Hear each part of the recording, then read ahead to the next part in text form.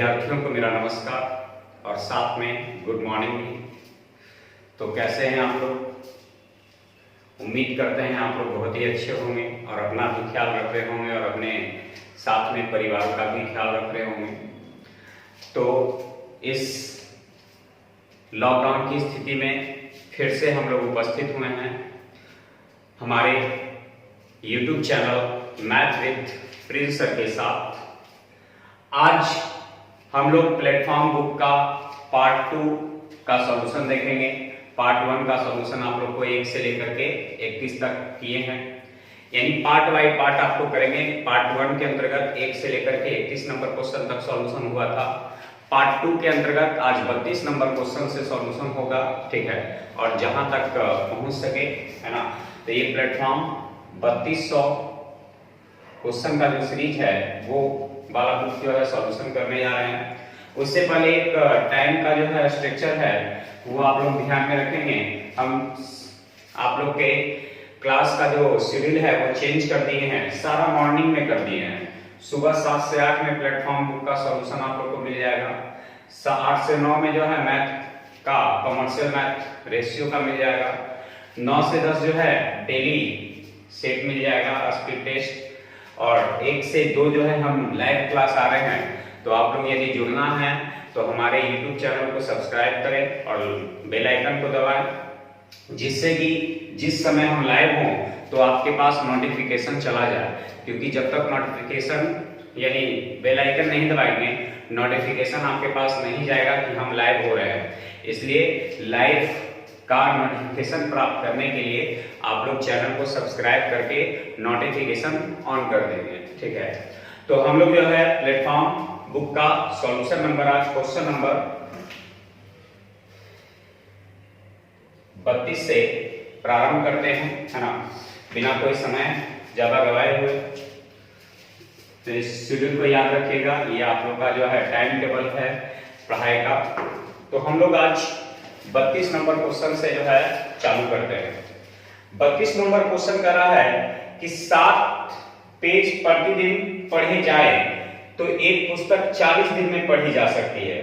यदि एक पुस्तक 8 दिन में पढ़नी है तो प्रत्येक दिन कितनी पेज पढ़ने होंगे?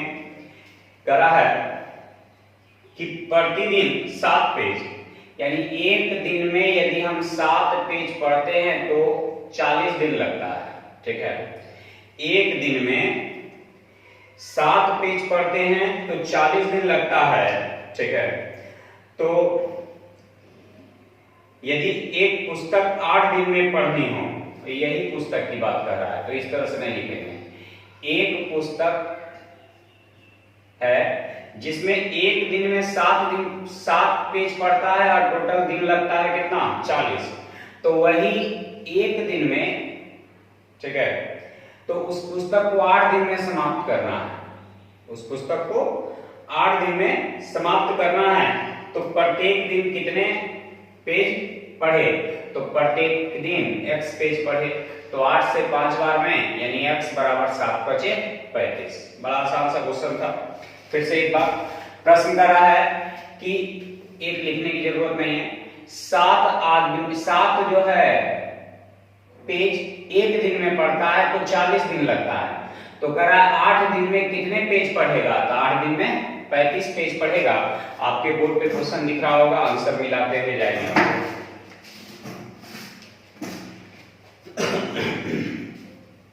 32 नंबर क्वेश्चन, 33 नंबर क्वेश्चन में करा है कितने समय में 8750 रुपए का साधारण ब्याज 8750 रुपए का साधारण ब्याज 8% वार्षिक दर से मूलधन का 6/25वां भाग हो जाएगा। मूलधन का 6/25वां भाग हो जाएगा, यानी मूलधन हो गया 25 और साधारण ब्याज हो गया 6। मूलधन हो गया 25 और साधारण ब्याज हो गया 6, ठीक है। तो 6 ब्याज मिल गया कितना में? 25 में। कितना परसेंट? 100%। कै परसेंट की दर से? 8% की दर से। तो रेट मेरा निकल जाएगा।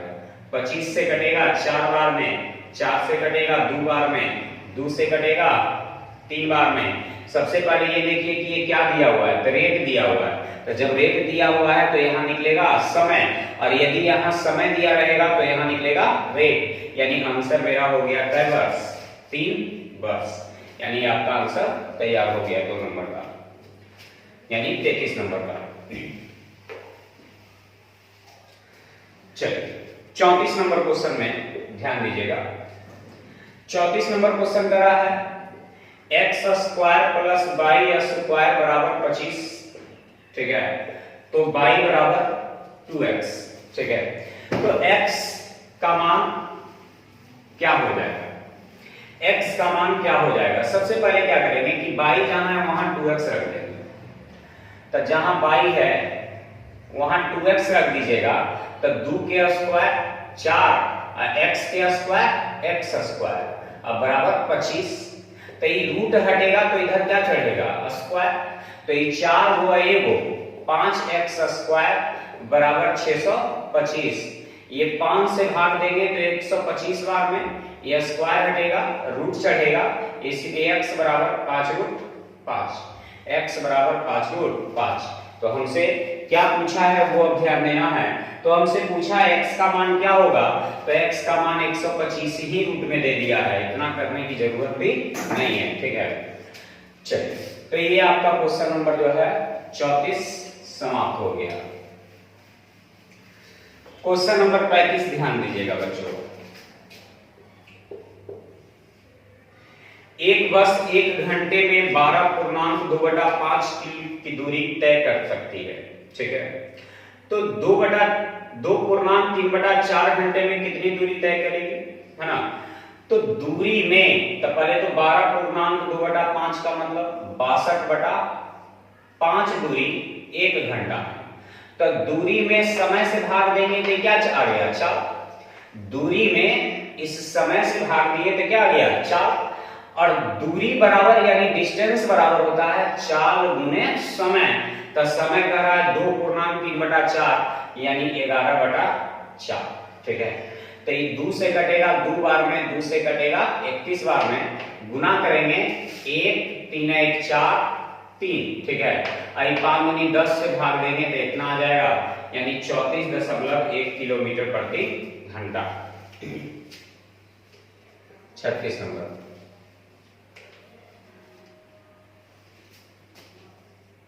A अनुपात B, 2:5, B अनुपात C, 3:4। तो A अनुपात C का मान क्या होगा, A अनुपात C का मान क्या होगा। सबसे पहले कभी भी A और C का बारे में पूछेगा तो करना क्या है आपको, जितना पहला पद है पहला को गुना कर दीजिए यानी 2 गुने 3, और जितना दूसरा पद है दूसरा को गुना कर दीजिए यानी 5 गुने 4। ये 2 से कटेगा 2 बार में तो ये हो जाएगा 3:5 दूनी 10, ठीक है। पहला जितना पहला पद है तो इसका पहला पद 2 है और इसका पहला पद 3 है, इसका पहला पद 5 है, इसका पहला पद 4 है, यानी हल करके आंसर आ जाएगा कितना 3:10। चलिए क्वेश्चन नंबर 37 पे ध्यान दीजिएगा।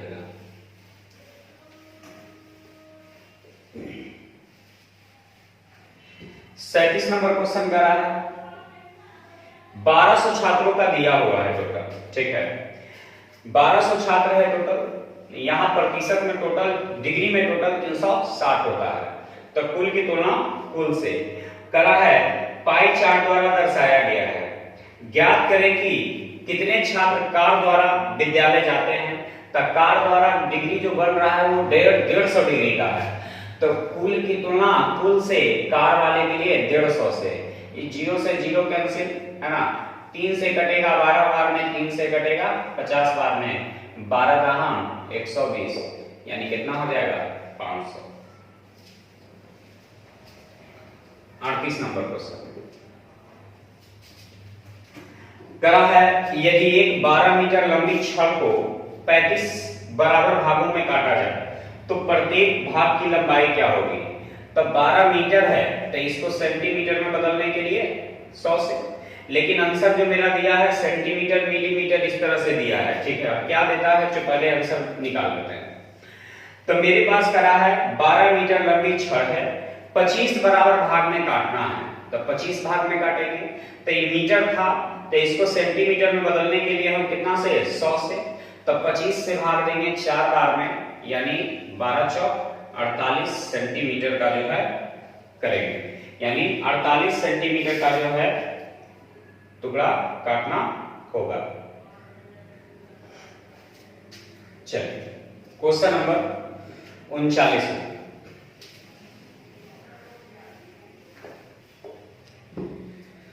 क्वेश्चन नंबर 39 कर रहा है sec theta minus tan theta बराबर 1/3 हो। तो sec theta plus tan theta का मान क्या होगा?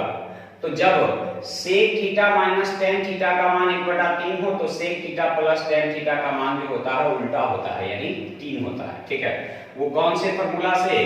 तो sec square theta minus tan square theta बराबर हम लोग जानते हैं 1 होता है। तो इसको a plus B into A minus B, तो a माइनस बी वाले का मान 1/3 है, तो a प्लस बी का जो मान हो जाएगा वो 3 हो जाएगा। यानी इस फॉर्मूला के अनुसार जो है इसको तोड़ देना है, कोई हल नहीं करना है। सेक माइनस टेन बराबर 1/3 है, तो सेक प्लस टेन बराबर 3 हो जाएगा। चलिए 40 नंबर क्वेश्चन हम लोग देखते हैं। हम लोग जानते हैं पहली संख्या गुने दूसरी संख्या बराबर एलसीएम गुने एचसीएफ। पहली संख्या गुने दूसरी संख्या बराबर एलसीएम गुने एचसीएफ। तो पहली संख्या दिया है 5x और दूसरी संख्या दिया है 8x। एलसीएम दिया है 360 और एचसीएफ दिया है 9। तो ये 8 से 8 चौका 32, 8 बचे 40, 5 से 9 बार में। ठीक है, x गुने x, x स्क्वायर, 9 गुने 9, 9 का स्क्वायर, स्क्वायर से स्क्वायर कैंसिल, यानी x बराबर कितना 9, x बराबर 9।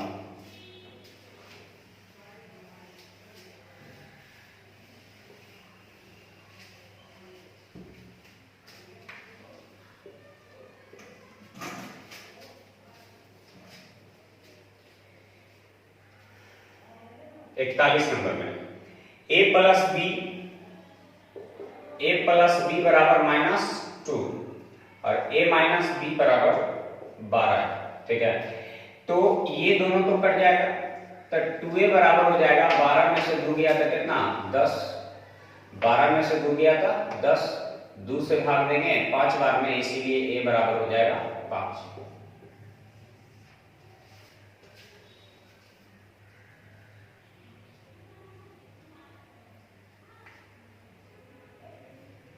चलिए, तो हमसे ये नहीं पूछा है, हमसे पूछा है किसका? b का।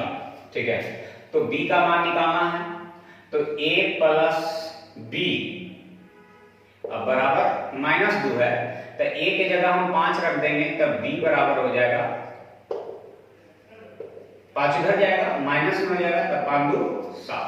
ठीक है, b बराबर हो जाएगा -7। हमसे b का मान पूछा। चलिए क्वेश्चन नंबर जो है 42 नंबर में हम लोग आगे बढ़ते हैं। क्वेश्चन नंबर 42 क्या कर रहा है वो ध्यान देते हैं। 42 नंबर क्वेश्चन कर रहा है एक घड़ी की एमआरपी 4750 रुपया है तथा उसकी बिक्री पर 12% की छूट दी जाती है। 4750 रुपया है इसका एमआरपी, तो 4750 एमआरपी है, 12% की छूट दे दिए तो बेचेंगे कितना में 88%। 12% की छूट दे देंगे तो बेचेंगे कितना में 88% में। यदि दुकानदार ने उस घड़ी को 3850 रुपए में खरीदा हो, ठीक है, तो ये विक्रय मूल्य हो गया, और एक दिया हुआ है क्रय मूल्य, तो क्रय मूल्य दिया है 3800 कितना 50। दुकानदार ने खरीदा था 3850 में और बेच दिया जो है इतना में, परसेंट घटेगा नीचे डबल जीरो, एक जीरो से एक जीरो कट जाएगा, 2 से 5 बार में, 2 से 44 बार में, 5 से भाग देंगे, 45 है ना, 2 5 बचे 25। अब इन दोनों को गुना करेंगे, तो जब कोई संख्या 5 से कट जाए, दूसरी संख्या 2 से कट जाए, तो गुणनफल के अंत में 1 जीरो। अब गुना कीजिए, 19 दूनी 38 के 8 हाथ में रह गया 3, 19 दूनी 38 3 41, तो खरीदे थे 3850 में और बेच दिए 4180 में, तो कितने का लाभ हो गया? तो 0 का लाभ हो गया। 8 में से 5 गया 3 और 41 में से 38 गया तो कितना? 3, तो 330 का लाभ हुआ। ठीक है, कितना में?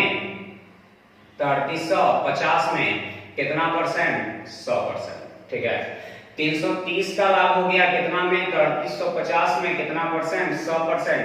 यानी ये आपका लाभ प्रतिशत निकल जाएगा।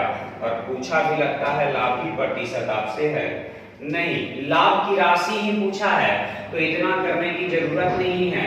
यानी आपका आंसर ही तैयार हो गया 330। 43 नंबर करा है 4 विभिन्न प्रक्षेपणों का माध्य 17.5 है। जब एक नया प्रक्षेपण जिसका मान 20 है इसमें जोड़ा जाता है तब इसका नया माध्य क्या होगा? तो 4 गो का माध्य, माध्य का मतलब औसत, तो 4 गो के माध्य 17.5 है, तो योग के लिए 4 से गुना कर लेंगे, प्लस एक नया प्रक्षेपण को जोड़ दिया जाए तब 20 को जोड़ देंगे, तब प्रक्षेपण की संख्या हो गया 4 गो और 1 गो यानी 5 गो, तो ये गुना करिए 17 चौका 68 2 70, 70 और 20 90, 90/5 यानी हल करके आ जाएगा कितना? 18, यानी 18 औसत हो जाएगा। क्योंकि औसत बराबर होता है योगफल बटे संख्या, औसत बराबर होता है योगफल बटे संख्या। चलिए क्वेश्चन नंबर जो है आगे 44 में आए करा है यदि एक समबाहु त्रिभुज का क्षेत्रफल 24√3 है तो इसका परिमाप क्या होगा? तो समबाहु त्रिभुज का क्षेत्रफल होता है √3/4 गुने भुजा स्क्वायर और क्षेत्रफल दिया है 24√3, तो √3 से √3 कट गया तो a स्क्वायर बराबर 2496 यानी स्क्वायर हटेगा रूट चढ़ेगा तो 16×6 = 96 यानी 4√6, तो ये भुजा आ गया 4√6। हमसे पूछा है क्या चीज? परिमाप, तब परिमाप होता है 3 गुने भुजा, तब भुजा का मान 4√6 यानी आंसर हो जाएगा 12√6। ठीक है, आंसर हो जाएगा 12√6।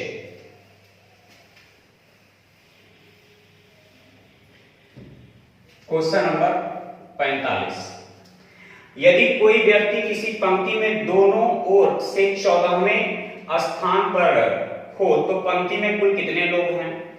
देखिए इधर से भी गिने तो भी 14 और इधर से भी गिने तो भी 14, तो याद रखेंगे जितना दाएं से उतना ही बाएं से रहे तो दोनों को जोड़ करके एक घटा देंगे, यानी दाएं प्लस बाएं -1 तो 28 में से एक गया था कितना? 27 हो जाएगा। ठीक है, 46 नंबर क्वेश्चन में एक 90 मीटर लंबी ट्रेन 15 मीटर प्रति सेकंड की गति से चल रही है, 15 सेकंड में एक पुल को पार कर जाती है, तो पुल की लंबाई क्या होगी? दूरी बराबर होता है 4 गुने समय, यानी डिस्टेंस बराबर स्पीड गुने टाइम। ठीक है, तब मेरे पास एक 90 मीटर लंबी रेलगाड़ी है, एक पुल को पार कर जाता है, तो रेलगाड़ी यदि पुल को पार कर जाता है इसका मतलब वो अपने आप को भी पार कर जाता है और रेल गाड़ी को भी पार कर जाता है। ठीक है, तो रेलगाड़ी किसी पुल को पार कर जाए का मतलब अपने आप को पार कर गया, साथ में रेल प्लेटफॉर्म यानी पुल को भी पार कर गया। अब कर रहा है कि रेलगाड़ी 15 की गति से चल रहा है और 15 सेकंड का समय लेता है। ठीक है, तो ये भी मीटर में है और ये भी मीटर सेकंड में है, तो कुछ बदलने की जरूरत नहीं है, अब हल करने की सिर्फ जरूरत है।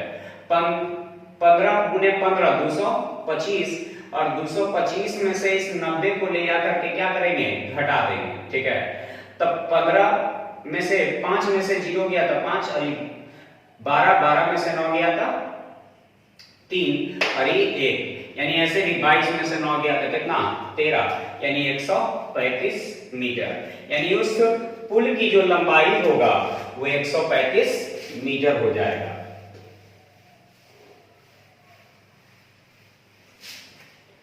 चलिए क्वेश्चन नंबर 47, एक आदमी 4 किलोमीटर प्रति घंटा की गति से 3 घंटे चलता है और समान दूरी पर वापस 16 किलोमीटर प्रति घंटा की गति से दौड़कर आता है।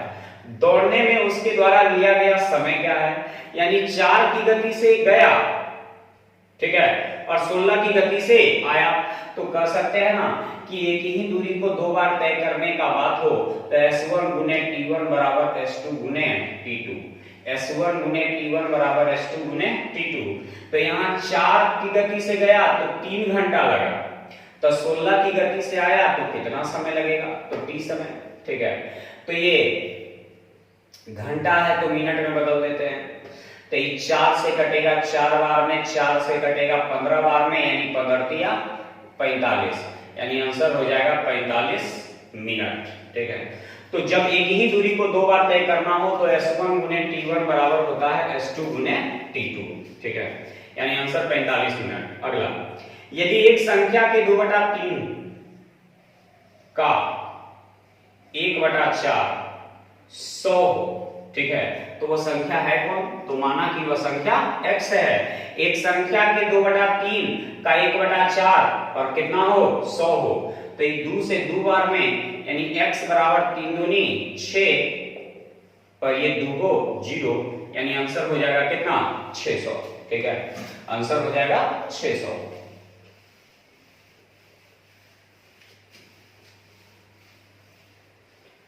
अगला,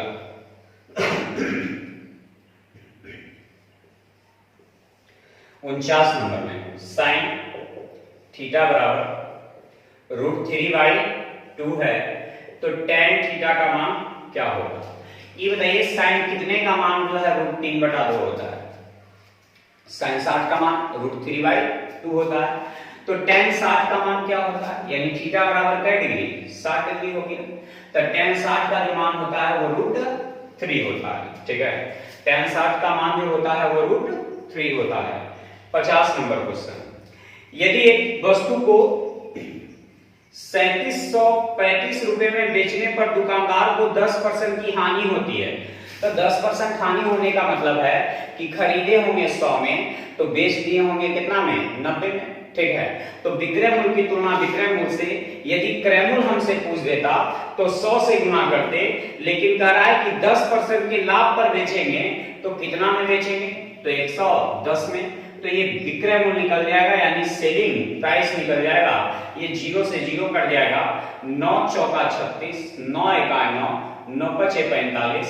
अभी दोनों को गुना करेंगे तो 5 5 1 6 4 1 5 4, यानी 4565 हो जाएगा, यानी 4565 रुपया देख लेंगे ऑप्शन में आप लोग मिला करके। तो विक्रय मूल्य की तुलना विक्रय मूल्य से, नया विक्रय मूल्य निकालने के लिए नए विक्रय मूल्य से गुना कर लेंगे। 51 नंबर में 20 निरीक्षणों का अंकगणितीय माध्य जो है 15.5 था, 20 गो का औसत 15.5 था। करा है कि बाद में यह पाया गया कि एक निरीक्षण गलती से 24 की बजाय 42 पढ़ लिया गया। पढ़ना था 24, लेकिन पढ़ लिए गलती से कितना?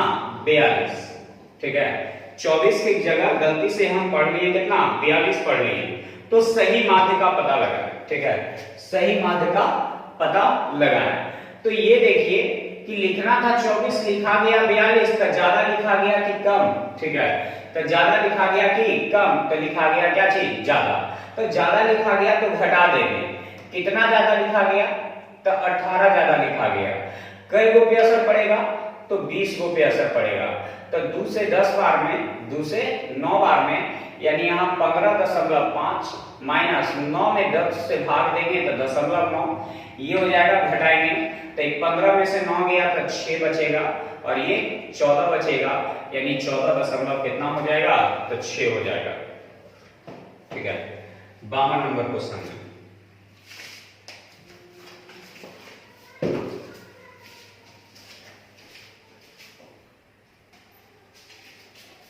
चलिए क्वेश्चन नंबर जो है हम लोग बढ़ेंगे 52 नंबर में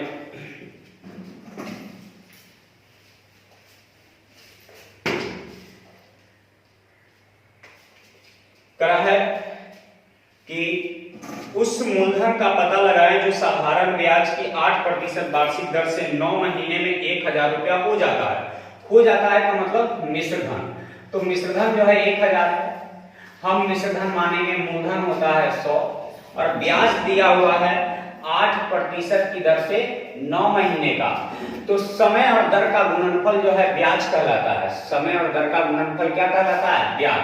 तो महीना 8 है, महीना 9 है और समय को 12 से भाग देंगे तो वर्ष में बदल जाएगा। तो समय और दर का गुणनफल ब्याज कहलाएगा। 4 दूनी 4 तिया, ठीक है, 3 से 3 बार में, यानी हो जाएगा। तो ये हो गया मिश्रधन की तुलना मिश्रधन से मूलधन निकालने के लिए 100 से, यानी ऊपर हो गया 1000 अब बटे ये 3 दूनी 6 प्लस 100 यानी 106 और गुने 100, ठीक है। 2 से कटेगा 53 बार में, 2 से कटेगा 50 बार में, यानी गुना करेंगे तो 5000 और बटे 53 आ जाएगा, ठीक है। अब इसको जो है भाग देंगे तो 9 बार कटेगा, भाग देंगे 9 बार कटेगा, यानी लगभग में आपको 943 दशमलव जो है 40 रुपया के आसपास में आएगा आपका आंसर, ठीक है। यानी सबसे पहले क्या किए कि मिश्रधन मेरे पास है 1000, तो मिश्रधन की तुलना मिश्रधन से करेंगे तो मूलधन हो गया 100 और समय और दर का गुणनफल ब्याज होता है, लेकिन ये महीना में है तो वर्ष में बदलने के लिए 12 से भाग, तो ये हो गया ब्याज और ये हो गया मूलधन, तो दोनों को जोड़ दिए तो मिश्रधन। तो मिश्रधन की तुलना मिश्रधन से मूलधन निकालने के लिए 100 से गुना कर दिए और बाकी तो कैलकुलेशन है, हल कर लेंगे। ये आपका 52 नंबर क्वेश्चन समाप्त हो गया। 53 नंबर में करा 5 लीटर चीनी के मिश्रण में 6% चीनी है, इसमें 1 लीटर पानी भाप बन जाता है। तो भाप बन जाने का मतलब उड़ जाना, तो शेष चीनी का प्रतिशत क्या होगा? सबसे पहले ये प्रश्न में याद रखना है कि बदल क्या रहा है। तो भाप बन के उड़ रहा है, तो भाप बन के कौन उड़ेगा? तो पानी उड़ेगा।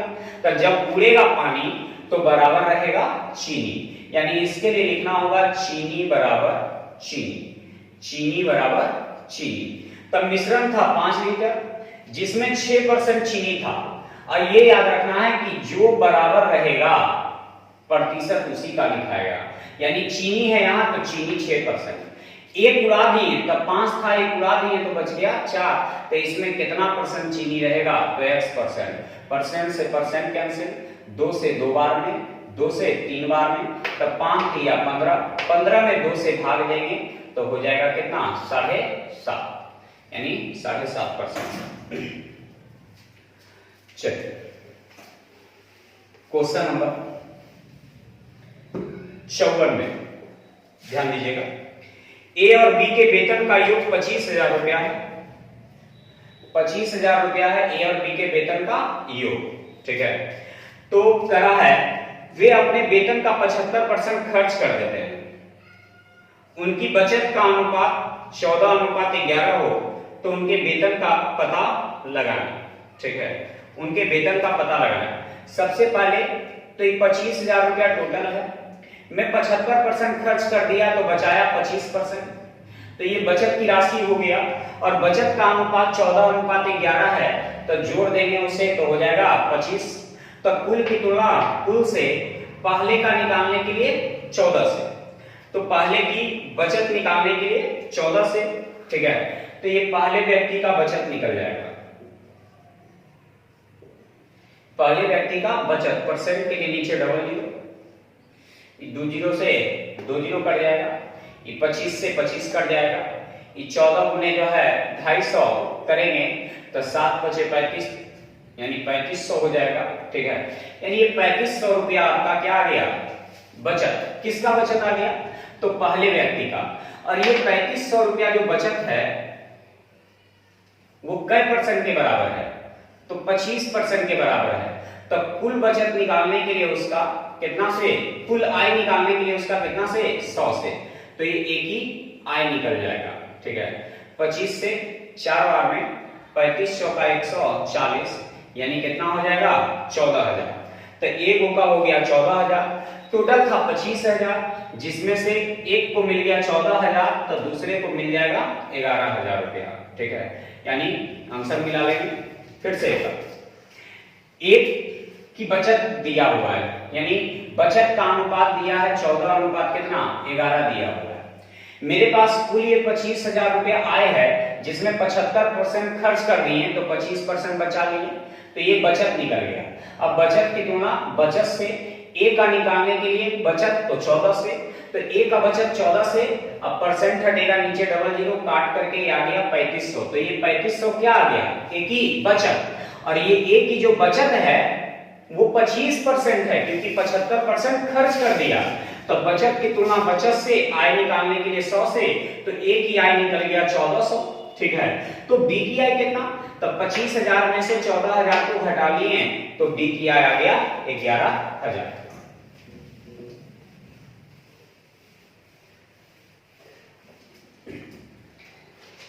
अगला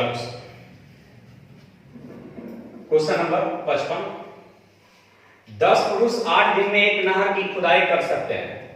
10 पुरुष 8 दिन में एक नहर की खुदाई कर सकते हैं, तो 15 पुरुष इस कार्य को कितने दिन में कर सकते हैं। तो 5 से 3 बार में, 5 से 2 बार में, यानी 8 दूनी 16, 16 बटे 3, यानी हो जाएगा 5.33 दिन, ठीक है। यानी लगभग में आंसर आएगा 5.33 दिन। 56 नंबर करा 3, 6, 7, x 11, 15, 19, 20, 25, 28, ठीक है, वो आरोही क्रम में है, ठीक है। और इनका मान जो है 15 है, तो x का मान क्या होगा, ठीक है। तो 1, 2, 3, 4, 5, 6, 7, 8, 9, 10, ये 10 है योग संख्या।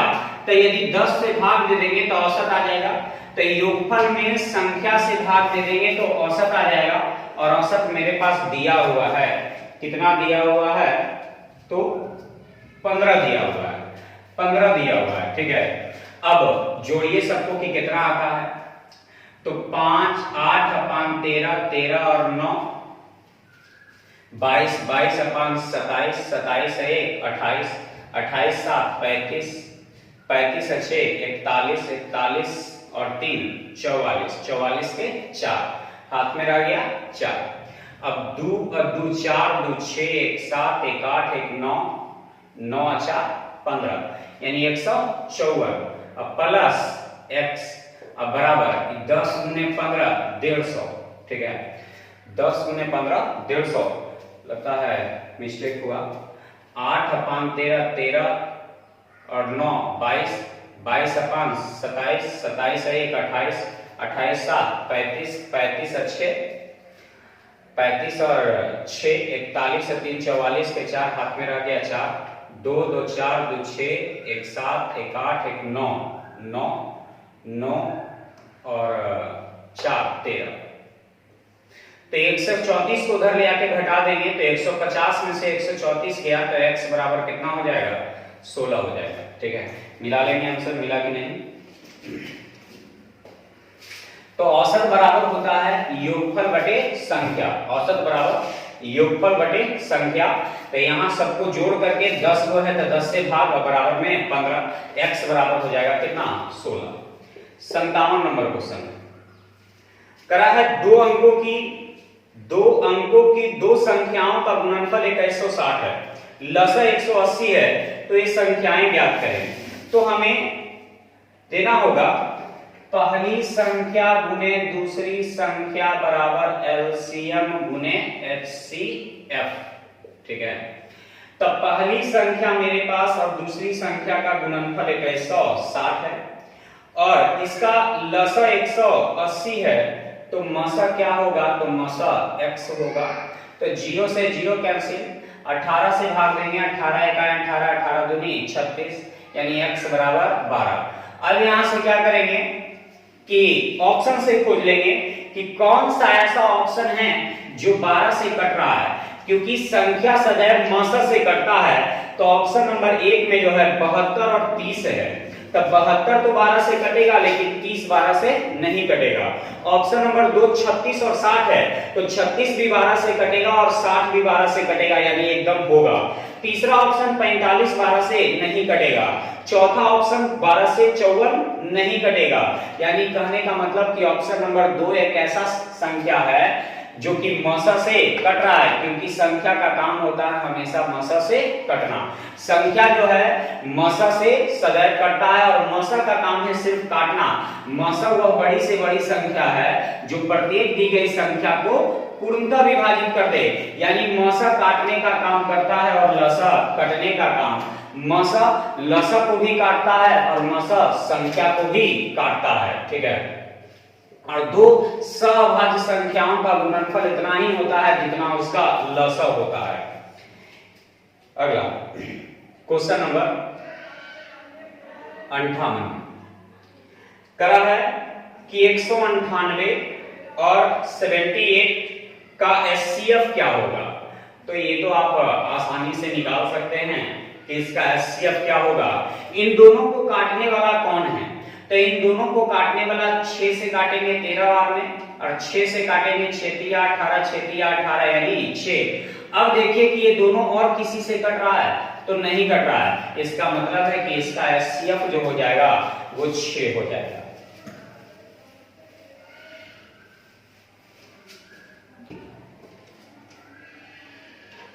क्वेश्चन नंबर 59 एक परीक्षा में 25 सवाल है, प्रत्येक सही जवाब के लिए 4 अंक दिए जाते हैं और प्रत्येक गलत जवाब के लिए 2 अंक काट लिए जाते हैं। प्रत्येक सही जवाब के लिए 4 अंक दिए जाते हैं और गलत जवाब के लिए 2 अंक काट लिए जाते हैं, ठीक है। 25 सवाल हैं और करा है कि यदि सीमा ने 70 अंक प्राप्त किए हो तो उसने कितने सही सवाल दिए। तो पूछ रहा है सही, तो हम सबके सब मान लेंगे गलत, यानी सवाल की संख्या जो है 25 को है और प्राप्त अंक जो है 70 है, ठीक है। सवाल की संख्या जो है 25 है और प्राप्त अंक जो है 70 है। तो मेरा प्रश्न कर रहा है, पूछ रहा है सही, तो सबके सब मान लेंगे गलत। यदि एक गलती करते तो 2 माइनस में जाते, तो 25 गलती करते तो 50 माइनस में चले जाते, लेकिन फिर भी हमें मिल गया कितना 70। और यहाँ हमेशा दोनों का अंतर लेते हैं और बटे इन दोनों में अंतर कितने का, तो इन दोनों में अंतर 6 का, ठीक है। एक प्लस में है और एक माइनस में है, इसलिए अंतर में दोनों जुड़ता है।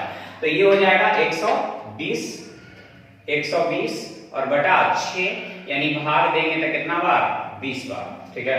भाग देंगे तो 20 बार। क्वेश्चन नंबर 60 नंबर करा है 22 + 1 बटे 3 + 22 + 2 बटे 5 अब बराबर 3 हो, तो 22 का मान क्या होगा, ठीक है। हर का एलसीएम ले लेंगे तो 15 आ जाएगा। 3 से भाग देंगे 5 बार में, यानी 5 22 + 5 एकाएं 5, फिर 5 से भाग देंगे 3 बार में, तो 3 22 + 3 दूनी 6 अब बराबर 15 जो है 5 या 15 इसमें चाहे बराबर में रहने देते हैं। अब यहाँ 5 है 3 8 22 बराबर 6 या 5 11। अब इस 15 को गुना करेंगे तो 15 या 45, ये 11 जाके घटा देंगे तो बच जाएगा 34, यानी इसको यहाँ लिखना होगा 34